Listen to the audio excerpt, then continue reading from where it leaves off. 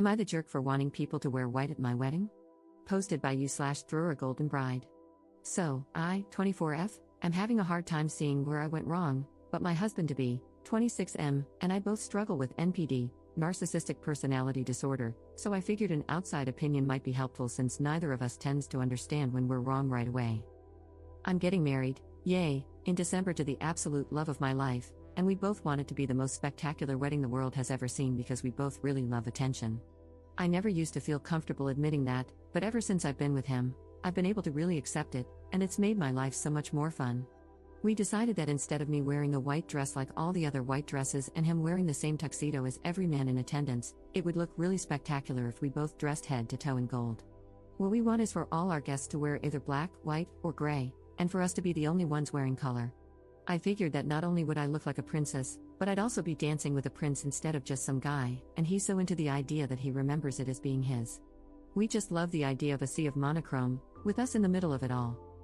The only thing is, my sister, 26F, has been absolutely furious at us ever since the clothing requirements came out. First, she said this was proof that I never changed and that I was being controlling again, basically, that asking guests to wear a specific color was insane. Then she started making digs about my hair and how I was just doing this to show off and asked if I planned to have her dye her hair too. I did not, we're both blonde, but mine is a bit more yellow blonde, and my husband is dyeing his hair for the wedding. I admitted to that but also pointed out that it's my wedding and it's normal. Then she accused me of trying to upstage everyone else's wedding dress, basically implying that I was trying to get everyone to show up in wedding dresses, if I could compete with them and make myself look even better by comparison. That was never the plan. When I mentioned what she said to my husband-to-be, his eyes kind of lit up in this really cute way, and he said we should encourage people to actually wear their own wedding clothes, but we decided that would probably be terrible of us. We ultimately decided to let our families wear copper if they wanted, so they would stand out as a nice accent to gold, and my sister would also get to stand out. I was totally willing to pay and said as much. That was when she called me a spoiled child and said she wasn't like me, that she wasn't in this for herself, and that she wanted all the guests to be able to wear normal wedding clothes, adding that nobody in their right mind would be comfortable wearing white to a wedding. Relevant comments. Commenter. It sounds like a really pretty wedding. I don't think upstaging everyone who has ever had a wedding is the goal here, but I also think every person who has a wedding wants it to be special and memorable in their own way. Kinda weird that your sister doesn't feel that way. Ops response.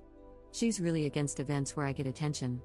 I get it, considering how I was before I knew I had NPD and how to handle it, but I guess I thought a wedding would be an appropriate time to want attention, you know? Commenter. I wonder if your sister is just kicking back because you're not having a traditional wedding and she's jealous of the attention you'll be receiving? Ops response. She had a really traditional wedding last year, and I wasn't actually invited, so I don't know many details, but I know she wasn't happy with how it went.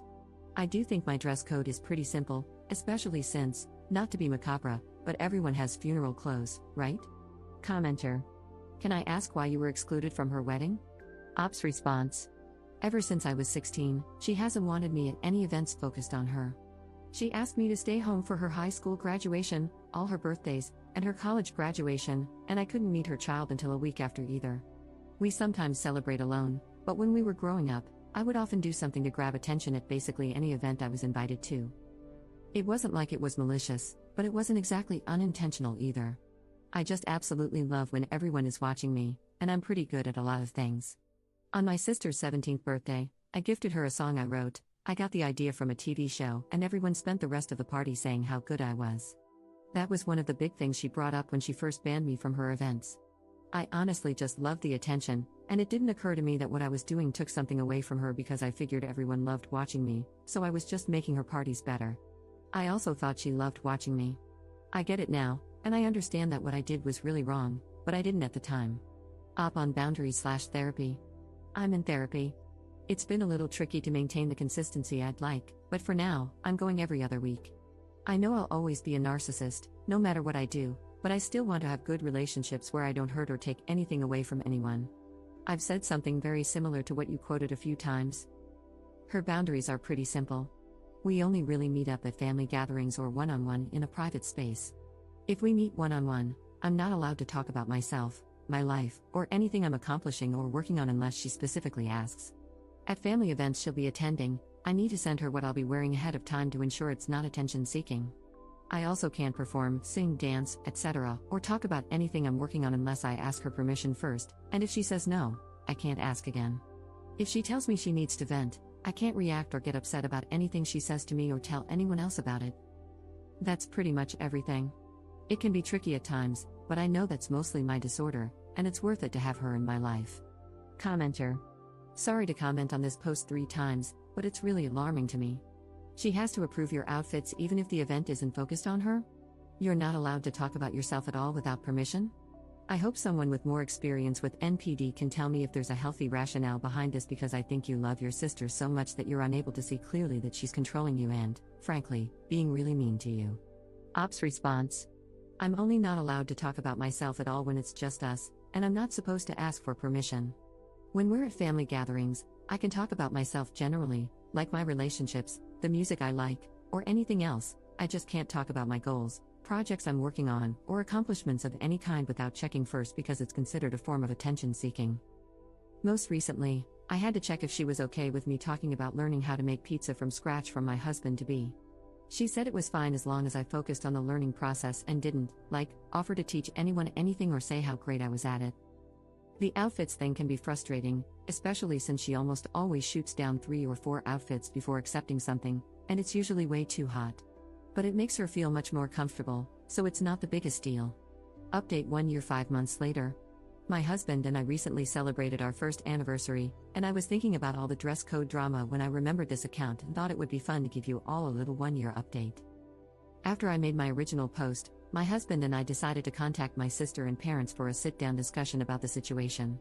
He offered to take everyone out to eat, and we had a really long conversation about my sister and my relationship. My sister said she had made a promise to herself never to let that happen again, and that if I wanted her in my life, I needed to be a normal person. My husband told her that if she was going to keep humiliating me for something I did as a child, then she wasn't a normal person either. It became a bit chaotic.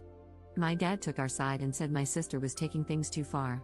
My mom took my sister's side and said that since I have NPD, I'm not capable of real change, and that if they ever gave in at all, they would be hurting my sister. It ended with my sister calling my father an enabler and threatening to cut him off. It wasn't a great dinner overall. What surprised me was my sister's husband. She called me the next day at his recommendation, and we talked for a long time. She told me that she doesn't want to feel like a side character in the My Name show, and that it had felt that way throughout our childhood. I told her that I feel like I'm not allowed to have meaningful relationships with any of our family since she restricts what I say, do, and wear around them. I pointed out that she controls my clothes for almost every family event and that this was my wedding.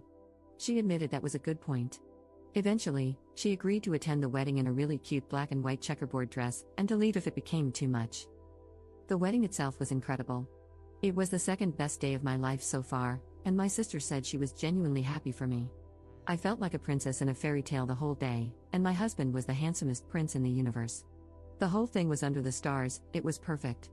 I could talk about it forever, but character limits. As a wedding gift, my sister told me that she was going to start letting me wear what I liked at family gatherings, talk about my accomplishments, and even talk about myself a little when it's just me and her. And she has, and it's been great. The only better gift I got that night was my husband himself. This past year has been the best of my life, and I genuinely feel so much better about life and family these days. I'm a girl mom now, and I'm so glad my daughter gets to know her aunt and cousins too. I'm even allowed to babysit for my sister sometimes. Up in the comments. Okay, you want to hear why I am a diagnosed narcissist? 1. If I don't get attention, am alone too long, or cannot express everything in my mind to someone, doesn't really matter who, I can't feel anything. I just go numb. There's no happiness, no anger, no anything, just this vat of numbness that is unbearably dull and cannot be escaped until I have all eyes on me. 2. I genuinely believe I am the best at everything I do on an emotional level. I think I am a musical genius, and there's a bit to back that up, but I also think I'm a dancer on the level of at least any backup at a concert, that my drawings are good enough to be in a museum, that my writing is deep and ingenious, that I'm prettier than 99% of models even with a baby weight, that I can act well enough to win an Oscar if I were ever randomly put in a big-budget movie for no reason, and I have nothing backing any of that up, except maybe the writing being slightly above average. My husband has told me that he agrees with the model thing, and I have to put that in this reply. 3. The last time I failed, full-on failed, It was a chemistry, and I temporarily became a full-on anti-vaxxer because I decided chemistry was made up and stupid, and nobody could ever really understand it. They were all just getting lucky and also evil. In reality, I'm not good at science. I still kind of resent scientists. I also decided that my teacher must be madly in love with me and punishing me for being so beautiful because he didn't want his wife to divorce him. That is how my mind works when I am not good at a thing. 4. I recently sat my husband down, told him that I had rewritten a whole musical to be about another character, and that it was so much better than the original. One woman showed both the original and then mine in front of him without even my piano and demanded he tell me in detail all the ways mine was better than the original. He has never seen the original or read the book it was based on first. 5. I will talk and talk and talk and talk and talk. Look at this post. Look how many hours I've spent talking about myself, in detail. That's probably not the smartest, because I am absolutely loving the attention. I've had 4-hour conversations in which the other person said maybe 10 sentences max. My husband wants to inform you that it is more like 10 words. 6. My friend had me sit in the backseat instead of shotgun while she took me and 2 other girls to a very expensive concert for her birthday, and I decided she must secretly hate me, that she was boring and mean anyway, and by the time we reached the show, I was sure I'd go no contact after, only to realize the shotgun friend was the only one not sitting next to her in the show, and she was trying to be fair. I immediately remembered that actually, she's really smart and kind and fun, and I love her. I told her all this to her face the next day, and she said she could tell because she saw me glaring at her in the rearview mirror. 7. I throw a ball on my birthday. A literal ball. We save up all year, and I get a fancy dress and rent a ballroom. I make my friends call me Princess my name and pretend to be my ladies in waiting. The princess thing is actually pretty consistent in my life. I have tea parties at least once a month too. I am not a poor little meow meow with a misdiagnosis. I'm a person who has more than one personality trait, and honestly, I don't like that so many people want to say it's wrong. My husband has the same diagnosis, and so do a lot of my close friends. They're the people I am able to be myself around the most, and who understand me best. It hurts to hear them disparaged, even if you're trying to uplift me in the process.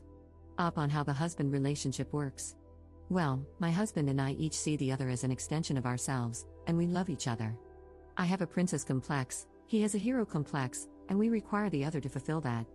With our friends, there's definitely some competition, but there's also a lot of mutual enjoyment. One of my friends is a pretty famous influencer, and she's great to have around because she gets us VIP treatment everywhere. She took the pictures for my wedding. We do fashion together, and I get a steady stream of promotional gifts from her because we have very different coloring. What looks good on me almost always doesn't look as good on her. And vice versa, I suppose. Another one of my NPD friends is an alto, and I'm a soprano, so we're usually going for different roles in musicals. Basically, as long as we each have a defined niche, we can agree that our group as a whole is the best, and each of us is the best at our role. I'm the best blonde soprano musician in the group, and I don't mind if other people are the best at their own thing because I don't do social media, sing alto, or whatever else. Up on valuing relationships. I've always valued relationships. I want to have people in my life, and I do love my family. I just didn't understand that my getting attention took away from other people. I really, really love attention, but I figured that was just a me thing since other people experience things like stage fright or nervousness when talking to strangers or crushes, and a lot of people are shy or don't want to be the center of attention. It didn't occur to me that the things I did were bad,